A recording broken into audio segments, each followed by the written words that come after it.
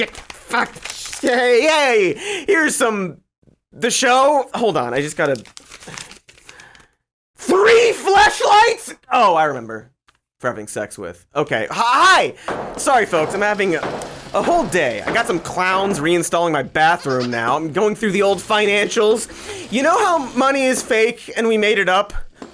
Well, I certainly thought so, but it turns out that there's something called the Internal Revenue Service, and boy, they do not agree that money is fake, and I guess they have a lot of questions for me now about my money, and I guess I've been required to fill out these forms about money, these money forms every year, and nobody told me that I had to do that. And so I wrote them back explaining that money was fake, and they didn't seem to accept that viewpoint.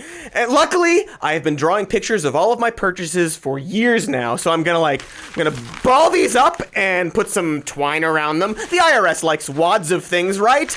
I hate it. It's all fake. Why are they even coming after me? Have you, look at my haircut! I don't have money! The government must know coming for me isn't going to get them squat. What do they want? My collection of bird paraphernalia? My IKEA knock sofa? My one good sweater from Everlane? Is that what you want, tax man? Okay, well, I guess this is gonna be an IRS episode now. Yeah, they want to come after me. Well, I'm going after them. This is war. I'm like John Wick, but with my mouth. I'm gonna beat them all off with my mouth unless they accept my wad. All right, here's the show. It's not exactly a fresh take to say that the IRS can eat a mound of dead rats. Nobody likes them, but we can't seem to get rid of them. They're like the Jared Leto of government agencies. And, much like the star of Morbius, the IRS feels vaguely sinister without most people really knowing the details. Considering everything we know about the extremely rich and their tax shelters and them Panama Papers, you would think we would be seeing a bunch of high-profile instances of celebrities being dragged away in handcuffs or, at least audited. I mean, dang, beloved superstar Emilio Estevez was named in those things. How is Emilio-gate not trending for years after... really? Not at all famous since the 90s. Are you... All right, you're saying that Loaded Weapon 1 didn't... You know what? We'll talk about it later. My point is that it's just strange how the IRS seems completely disinterested in pursuing the rich for the money they definitely owe. In fact, by one estimate, the IRS will fail to collect nearly $7.5 trillion of taxes due over the next decade, which, fun fact, would have been enough to cover the now-deceased Biden spending bill 3 times over. With that much money, we could build a Mecca United States that shoots fire, or remake Avatar 30,000 times. There's a lot we could do with that money, is my point. And yet a US Treasury report recently found that America currently collects less tax revenue as a percentage of the GDP than almost every other point in recent history. Why is that? Why is the IRS both a nuisance and totally ineffective? How did we get to this point? Also, seriously, why aren't we doing anything about Jared Leto? There's some grim stuff happening with that guy. Anyway, let's start with a bit of history, because it turns out that things that were then affect things that are now. Also, it turns out that the IRS, even in its earliest iterations, has always been a struggle. Our country's first official version of tax collection was founded because of a request by then Secretary of Treasury Alexander Hamilton. That's right, a mediocre rapper and terrible singer came up with the first of several attempts to create a tax system in the US. See, I'm not sure if you realize this, but taxes were sort of a sore spot for us early on. Something about a word that rhymes with taxation. It's not important, I'm sure. And even though this first attempt specifically only targeted whiskey producers, as in a tax on whiskey and nothing else, this almost immediately led to an uprising of violence. The Whiskey Rebellion, great band name, consisted of distillers flat out refusing to pay the taxes, which led to a tax on tax collectors, which led to roughly 700 people showing up at a wealthy tax collector's house and waging war, which led to a 7,000 strong march in Pittsburgh that was met by 12,000 militiamen. Which is a long way of saying that shortly after Thomas Jefferson took over the presidency, he immediately abolished the whiskey tax that proved impossible and dangerous to enforce. After that, America kept pretty quiet about taxes, only whipping them out whenever we had a war to fund. The War of 1812, for example, saw taxes briefly return. Then, of course, came the other one, the Civil War. Once again, the U.S. needed money, and so Congress passed the Civil War Revenue Act of 1861. Not only did this create the Office of Commissioner of Internal Revenue, but established the country's first income tax. This income tax specifically targeted citizens with an income of over $600, which for the record is about 15 to 20 grand today. If you made over $10,000, or roughly 250 to 320K, you would be the subject to a 5% tax. Meanwhile, the people in the middle were taxed about 3%. Seems fair. You pay a bigger percent the richer you are. They knew this back in the 1800s. This percentage was increased a few years later following a heated debate in Congress. Steamy. One opposed to the increase, Senator Justin Morrill, claimed that increasing the tax rates would create a risk of class warfare. The horror! Coincidentally, Morrill was so wealthy that he managed to retire before the age of 40, and the taxes would continue to be challenged by politicians who happened to also be very rich. Curious. In the 1865 case of Springer versus the United States, then future House of Representatives member William Springer would challenge the constitutionality of the 1864 Act over taxes for his income of $50,798, which is nearly $1 million today. The government ultimately won that case. Sure, why not? After the war, the income tax was repealed and we went back to tariffs and duties. But it was during this time that people began to realize that simply taxing products and not taxing wealthy people created a system in which small businesses and people buying goods were most affected.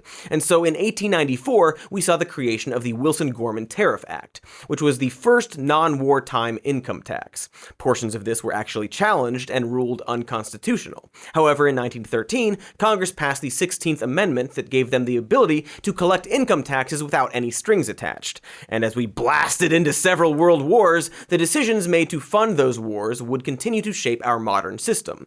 In World War I, the U.S. passed the War Revenue Act, which raised income tax rates while lowering exemptions. This led to the U.S. increasing its tax revenue from $809 million in 1917 to $3.6 billion in 1918.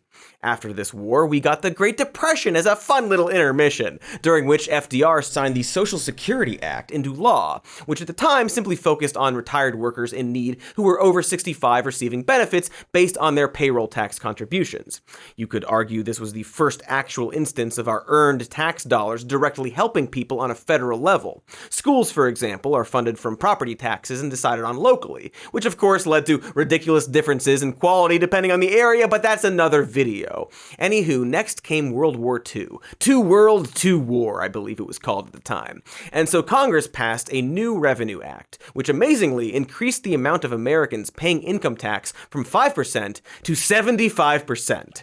In order to not make everyone go broke, it was here that the government required employers to withhold money from paychecks so people wouldn't be slammed with a large lump of taxes after spending what would have been their tax payment on the 1940s version of a PS5. A slinky that was sold out for a year and a goddamn half. Anyway, a lot of things would happen after this that would make tax collectors more important and get big snooty heads about it.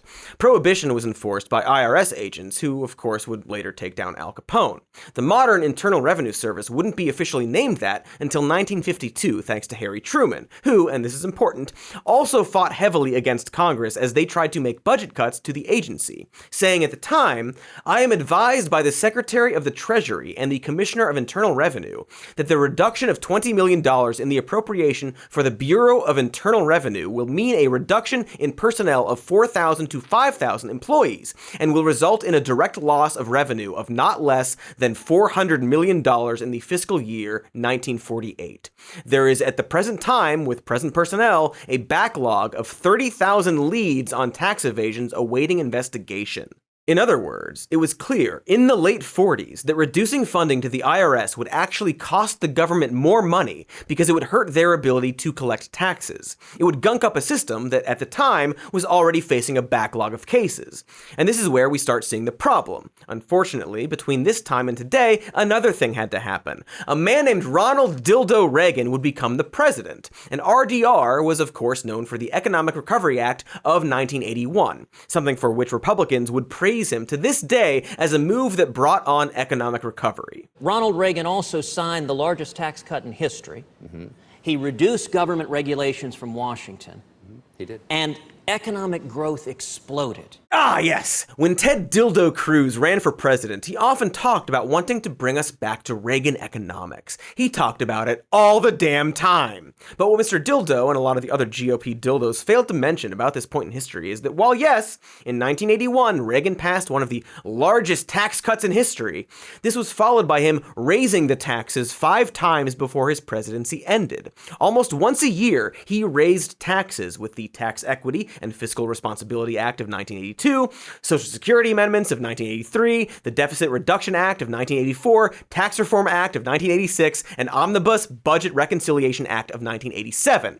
And these adjustments, when you do the math, appear to completely reverse the cuts he initially made. Cuts that, at the time he made them, Reagan framed with the quote, "It is our basic belief that only by reducing the growth of government can we increase the growth of the economy, mommy." See, there's a myth that happened during Trump's sad little term that tax cuts pay for themselves. But it should be noted that even when Reagan made this first big cut, his own people predicted that government revenue would fall because of them. That was part of the point. Small government, rich people trickling down, etc. Ronald McDonald was counting on spending cuts to make up for the loss. Cuts that did not happen. And so slowly the taxes went back up. Some studies of the subsequent economic recovery found that while those initial tax cuts could have helped, it wasn't nearly the sole reason we bounced back. For one, interest rates were also cut. And also it was found that greatly investing in our infrastructure would create more jobs, which is exactly what we did at the time. More specifically, Ronald Reagan raised fuel taxes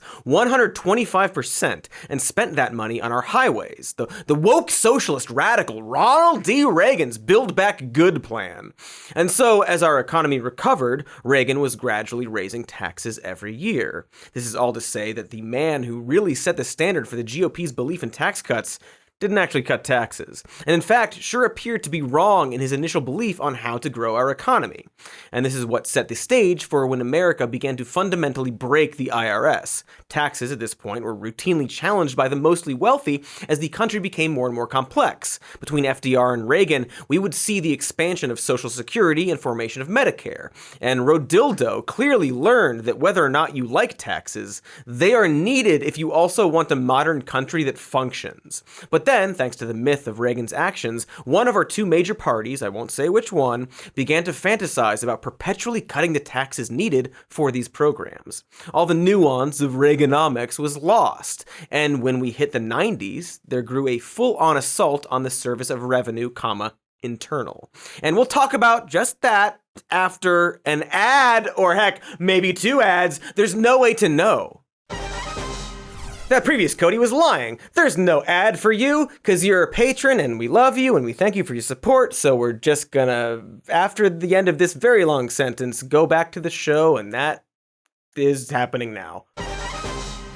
Pow! Blammo! We're back from 1 or 2 ads, I still don't know. And we're trying to figure out why I keep getting phone calls about the IRS wanting to discuss my, quote, extremely serious situation. So far, we haven't mentioned much about the internal workings of this agency, but rather a history of political relationships with the concept of taxes. We briefly mentioned that during the hairy times of the Truman realm, the IRS was already suffering a backlog of audit cases. But what actually broke them, as in the point where everything went steeply downhill, happened in the late 1990s when America was becoming a thriving copland and or spice world. In 1997 and 1998, both the media and Congress began a steady freakout following a series of accusations of improper behavior from IRS agents. They were accused of conducting Gestapo-like raids, or as some might call them, gazpacho-like raids, involving holding children at gunpoint. Many of the whistleblowers were from inside the agency. A Senate committee was formed and an investigation held. The IRS was accused of holding investigations based on personal vendettas and unreliable tips. Combined with this, the GOP had already started to vilify the IRS, as one prominent Republican candidate, who nobody remembers, had just run on the promise to completely abolish it. This sentiment would come back with the running of the aforementioned dildo cruise as well. It's a very popular idea with the GOP. And so this, plus the new accusations, led to the Internal Revenue Service Restructuring and Reform Act of 1998. It was wildly popular at the time and was specifically designed to shift the power dynamic away from the IRS. They established an oversight committee, enhanced the taxpayers' power to sue the IRS, and very importantly, put the burden of proof on the IRS instead of the taxpayer when it came to court cases. In short, it greatly reduced the IRS's ability to go after people for not paying their taxes, which at the time made sense considering all these stories of abuse from their agents, right? Except, here's the fun part. All of those accusations of gelato-type raids and personal vendettas, the Government Accountability Office would later find absolutely no hard evidence that any of that actually happened. Most of the witnesses were the people being audited by the IRS, after all, so they weren't exactly impartial. Now, that isn't to say there wasn't corruption, nor am I saying the IRS is scandal-free, and in fact, they are the opposite of that. I'm not taking the side of the IRS, and it's good that government agencies are watched closely, and that the people are given priority over authority. This is all a good idea, but this wasn't actually about that. Up to this point, the IRS had been running pretty smoothly and probably didn't need sweeping reform. What this was actually about is a man named Newt. Unfortunately, some people want to make these tax cuts smaller and use the money to increase welfare spending instead. Our friends in the other party have introduced a competing bill that does just that. Let me be clear. Their bill is not a tax cut bill. It is a welfare increase bill. Newt, you see, was the Speaker of the House in the 90s before passing the role off to literal convicted pedophile Dennis Hastert. Newt had spent the first half of that decade rallying against raising taxes for the wealthy and funding welfare programs. In 1993, when the Democrats raised rates for the top 1.2% of income earners, Newt went on the record saying that this would create a recession the next year. And instead, the exact opposite happened. The economy flourished, the deficit went down, the stock market doubled, the widening income gap between the rich and poor was at least stabilized for the moment. Newt was wrong. Not as wrong as his successor, but wrong. And at the time, Newt echoed the Reagan myth that tax cuts somehow would stimulate the economy. I don't know if he knew he was wrong or was just trying to protect the very rich people, which he is also one of. It doesn't really matter. The point here is that Newt Gingrich and the GOP were on tilt when it came to taxing the rich. They were against it, but had no logical way to prove it was actually bad, probably because it wasn't/isn't bad. And so Newt's only hope was to go after the IRS itself. And when that scandal broke, he got his chance and he took it. But that was just the start. What Newt and this investigation did was essentially create more obstacles for the IRS to properly investigate taxpayers. In theory, that would be fine if they had the resources to abide by these new rules. And for the early 2000s, the IRS budget was doing okay, except that's where the 2010s come in. The 90s of the 2000s, 80s. Specifically, we're talking about when Republicans took back the House under Obama, and in 2013, the GOP voted to cut the IRS budget by $600 million. Once again, a war was waged. The Obama-appointed commissioner was under constant attacks from the right, and in the span of just 8 years, the IRS budget was slashed by 27%, their staff shrinking by 23%. If you recall from a previous episode we did on the USPS, this is almost the exact same playbook from when the GOP big hand quotes reformed the post office in 2007. The Postal Accountability and Enhancement Act made changes seemingly designed to make it possible for the Postal Service to keep within their budget, and then acted like they did something wrong when they began to hemorrhage money, all in the name of stripping down a service especially important to the lower class and turning it over to private companies. And so similarly, we saw the IRS fall apart. Their tax enforcement budget went way down, and investigations into delinquencies went from 2.3 million in 2010 all the way down to 360,000 in 2017. This included a huge reduction of audits for the very rich, as opposed to a way less steep reduction for the poor. And that there is the key. See, up until this point in the video, you might have been wondering what the big deal deal was. Even though we need taxes to pay for schools and roads and junk, it never feels good to pay them, especially when you can't afford it. So at least emotionally, the idea of abolishing the IRS seems pretty sweet and or rad. After all, that's the entire appeal of the GOP pushing for it. But what it comes down to is that when given all of these restrictions from the 90s and having their budget greatly reduced, what that actually means is that the IRS no longer has the resources to go after the wealthy specifically. They are the ones who can afford accountants and lawyers and complicated schemes to hide their already complicated finances. And so what we're left with is a system that only goes after the people it can afford to audit. Those people being the poor or middle class. And that's not like my opinion, man. A 2021 Treasury report flat out said that the IRS simply doesn't go after the rich because it's too difficult. And a study by Syracuse University found that since those 2011 cuts, IRS audits of people making over $1 million have gone down 72%, leaving only 2% of all millionaires getting audited. IRS Commissioner Charles Rettig would specifically note that they would be able to go after the wealthy if their budget were to increase, making them wealthy, and then they'd have to go after themselves, but then they'd take their money from themselves, so they wouldn't have enough money to go after themselves, which would make them poor, which means they'd go after themselves, but they're poor because they took their own money, so they'd have that money, which would make them wealthy. So then I purposefully lost the thread. Anyway, as for right now, this means that the easiest audits they can conduct are for the very poor, along with the fact that audits happened way more frequently in Black and Latino areas because, of course, we can't even do taxes without being super racist about it. 31% of all audits are for people who were eligible for earned income tax credit, as in a tax break specifically designed for lower income workers. They claim the reason they do this is because it's easier. You can do it through the mail and with low-level employees, but I feel like I don't have to explain why this situation is absolutely batshit and unjustifiable. So I won't. I will simply assume that my tone and the facts I have stated via that tone have adequately communicated this to you. On top of all of this, there's very little assistance to help taxpayers deal with these lengthy and painful audits. Thanks to understaffing combined with, say it with me at home, the pandemic, only 1 in 4 people calling the IRS actually is able to talk to a human being. They do sponsor a program designed to provide free legal help to low-income taxpayers, but in a state like Mississippi, they only provide a single attorney. As in, one. Mississippi, coincidentally, being the state with the highest rate of these EITC audits. It's almost as if this is how some people want the system to work. They want taxes, but don't want the very rich to have to pay them, and instead would rather cut the corners needed for a working tax system at the expense of the very poor. It's so almost as if that it is that.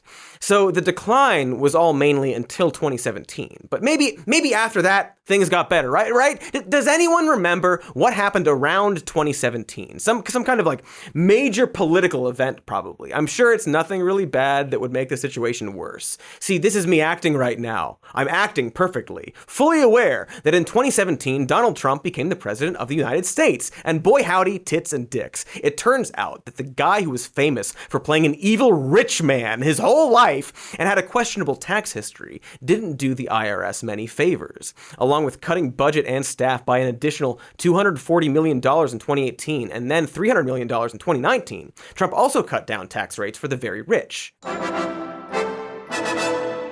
Now, we could talk all day, and won't, about the legal ways via which the super rich avoid paying taxes, and the legal precedents that led to this situation. In 1920, for example, the Supreme Court ruled that the exact definition of income was gain derived from capital, from labor, or from both combined. This means that, for example, stock holdings only count as income once you actually sell your stock. And so what you can do if your name was, let's just pick a name at random, Elon Musk. It sounds fake, but again, I just made that up at random, like a Star Wars character. Brugus Blugus.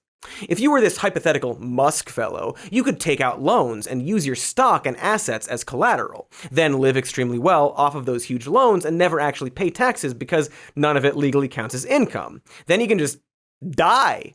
having never paid much or any taxes. Or perhaps you pay some taxes and then brag about it endlessly on Twitter, like all the fucking time. You can also avoid estate taxes as well by simply creating trust funds for your kids, ensuring that your entire legacy exists to leech off of the rest of the country you live in while, and this is optional, demonizing the poor for being the very leech you actually are. Maybe you can even work tirelessly to squash unions while legally claiming a low-income child tax credit despite being one of the richest people to ever exist. That sounds fun, right? Maybe I can do that with my taxes this year. Is there like a box I can tick off to do that, you know?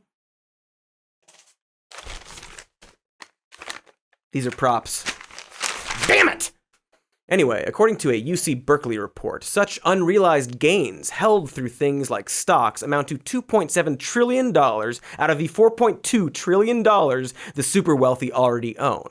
And if you haven't already realized, in order to get them to pay their fair share, it's going to take a lot more than IRS funding. Like, we should definitely fund them more because it will help, but we're mainly talking about huge changes to the way our government works so that these bafflingly legal loopholes could become perhaps maybe not legal. And spank my balls! That was all very bleak. Also, it didn't help me at all with my current situation. Just made my balls hurt. But perhaps we can still find some kind of way to fix all of this. After all, Trump is no longer the president. Maybe that new old guy can do something about it. Or heck, perhaps we'll get moonfalled and won't have to worry about money at all. That would be pretty neat. Like that movie. Help! The moon! It's coming at us!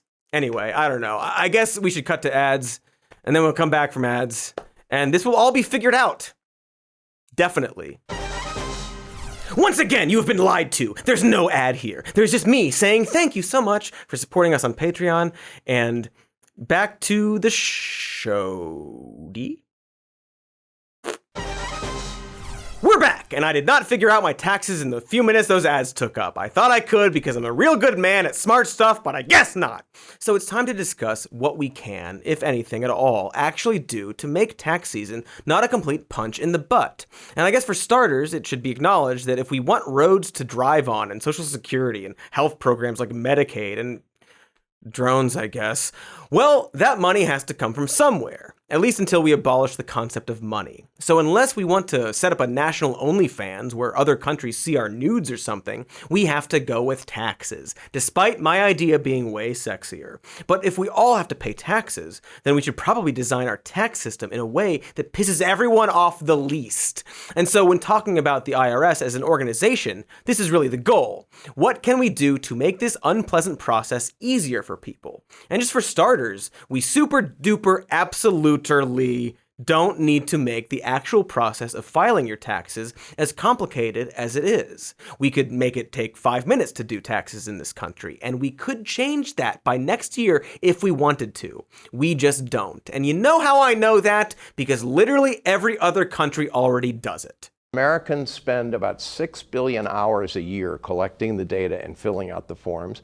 We spend $10 billion to H&R Block and other preparers, and on top of that, $2 billion in tax preparation software, which still takes hours of work.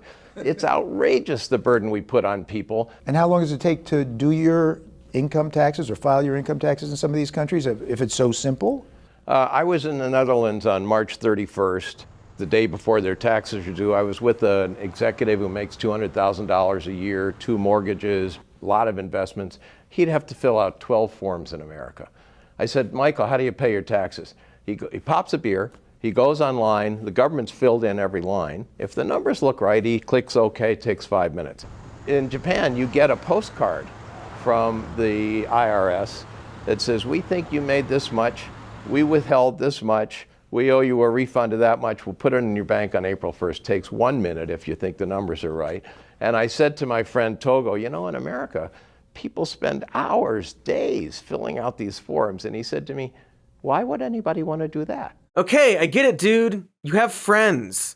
But Mr. Popular is extremely correct. America is unique in a lot of terrible ways, but one we rarely talk about is how needlessly complicated our tax system is. Turns out that in other countries, you don't have to try and guess how much you owe every year. You don't have to hire a person or a company, and you don't have to fill out a bunch of forms. In other countries, they just send you a letter or message telling you what you owe, and if you think they're correct, You pay it, because they already know how much you owe, better than you know, and that is no different here. The IRS knows how much we owe them, and yet we spend billions of dollars and hours a year in order to tell them what they already know, which is absurd.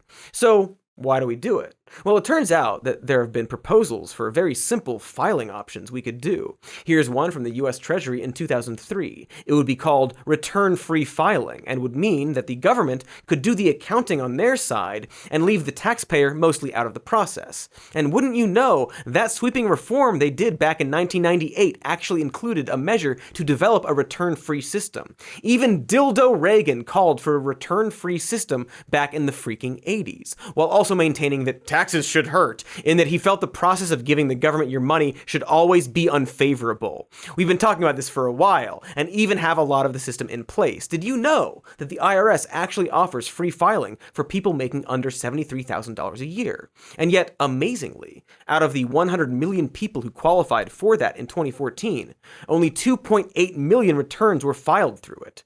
Why do you suppose that is? Well, you, who is asking that question, it turns out that there's this thing in America called, capitalism. Okay. You see, when the IRS initially set up this program, they were specifically told that it couldn't compete with the free market of tax preparation companies. And so they created something called the Free File Alliance, which contained all of the most popular tax companies like H&R Block and Intuit, and let those private companies facilitate the free filing program. When you go to the IRS website for this, they redirect you to a bunch of third-party companies to actually do the filing. And those companies sure don't like not taking your money. And so these individual companies concocted a series of restrictions to make applying even harder. TurboTax, which is owned by Intuit, was able to bring that qualifying $70K down to $30K. Along with this, most of these companies purposefully hid their free filing option or put up various digital hoops to make them impossible to find, often redirecting people to pay options disguised as free. I think you knew deep in your heart we were gonna get to this, but the single biggest reason our tax system is a nest of drunken snakes is the result of a 20-plus year lobbying rampage from the biggest tax preparation companies out there. Here is a leaked slide from a 2007 Intuit Board of Directors meeting, specifically boasting about their efforts to stop every attempt by the IRS to simplify or make filing free. It is an insidious, aggressive, and expensive push by these companies to maintain a purposefully broken system solely because it would put them out of their extremely unnecessary business. And when you think about it, it's like a direct attack on the people of the United States. Like, to put it lightly and with no hyperbole, it's 9/11-2. A war with the taxpayers, using Congress to deliberately make a dysfunctioning system so that they can make profits on a service we never needed in the first place. And they are winning. In 2019, Congress nearly passed a bill making it flat out illegal for the IRS to offer online or free filing, so it didn't compete with the sites like TurboTax. The section was thankfully removed after people realized how incredibly messed up that really was. But we still don't have a simplified filing system in this country. Not as long as these companies exist. Why, giving Louis C.K. a Grammy, silly goat! But one of the big reasons for this situation is that the IRS simply doesn't have the funding to compete with these lobbying efforts. And even with more funding, it's very far down on the list. In fact, our current old guy, Joe Biden, has pledged $80 billion to the IRS in the next 10 years as part of his Build Back Better plan, which, if spent right, could net an additional $700 billion to perhaps $1 trillion money dollars through the increased tax enforcement. Not raising taxes, mind you, just enforcing the taxes that are already there. You know, if that actually went through, which, you know. Meanwhile, the IRS rushed to hire an additional 10,000 workers for this year's tax season, but this is all in an effort to catch up with their backlog of returns. None of this goes towards efforts to reform how we define income or take on tax prep lobbyists. This is all still the IRS digging themselves out of a hole. We're still at the point where our politicians are fighting over whether or not to give the IRS enough money to properly function, let alone attempt to actually reform for the better. There's a guy right now who's proposing a 50% cut of the IRS IRS budget while raising taxes for lower income Americans. It is bleak out there. And again, not the only institution that could be greatly reformed, but is instead stuck having this exact horse dick of a problem. Just last year, a proposal to strengthen IRS enforcement was yanked from the infrastructure bill after the GOP complained, claiming that the IRS didn't need more money and was unfairly targeting conservatives. That's the level of tauntaun shit we are still knee-deep inside of. Now, if there's a little ray of sunshine, it's that the desire to fund the IRS is at least gaining some bipartisan support. People have begun to realize that if we made basic changes like updating technology and increasing staff, the IRS could generate $1 trillion just from collecting overdue taxes, an amount that could cover 1.25 years worth of our defense budget. But of course, the real juicy good stuff would be if we actually dabbled with the concept of perhaps maybe taxing billionaires properly, a thing that most Americans agree we should probably do. There are a few ways to do that. For example, Senate Finance Committee Chair Ron Wyden pitched an idea to have a billionaire income tax that would apply to taxpayers whose assets amount to more than $1 billion. This would include tradable assets like stocks and account for the fluctuations of their value. Joe Biden has also tossed out an idea for his 20% minimum billionaire tax, which would set a minimum for the wealthiest Americans while prepaying for unrealized income like stocks. Would either of these ideas work? Maybe. I don't know. I haven't looked too far into it on account of these ideas probably never actually happening as long as Washington is populated by rich old people who want to stay rich. After Joe Biden unveiled his plan, our favorite everything ruiner Joe Manchin immediately denounced it, much like how he similarly denounced the Build Back Better plan, claiming that it was divisive to target the very wealthy. I'm assuming he claimed this from his yacht. Hey, remember all the way at the start of this video when I talked about how in the 1800s a rich politician opposed tax increases because he thought it would create class warfare? Interesting how all this time later, the rich people in power are still playing the hits. Did I say interesting? I'm sorry. I meant not at all interesting and actually depressing.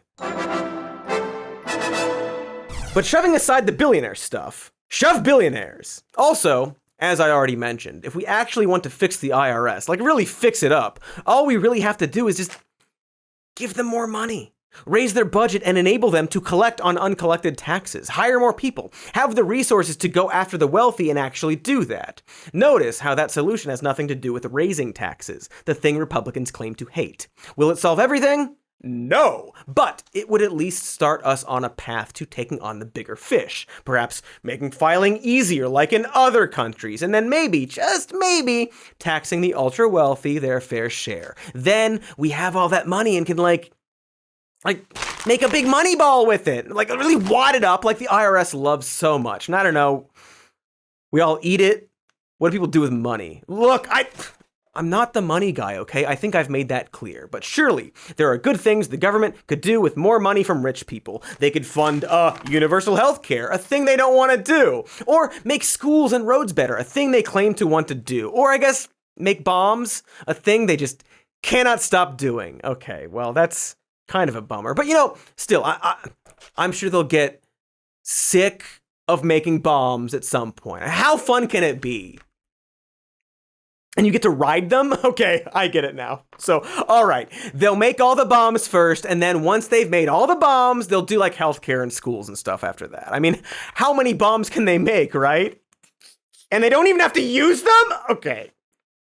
Problem solved. All right, did we do my taxes? I think I have to, I guess, put this episode on a DVD and send it to the IRS, and then that's my taxes, right? That seems easy enough. All right, done with my taxes. It was a bit of a pain, but at least I don't have to think about it for another 10 years. Every year? I'm not doing that. That is silly. Tell them I'm not doing that. Okay, thanks, Mom.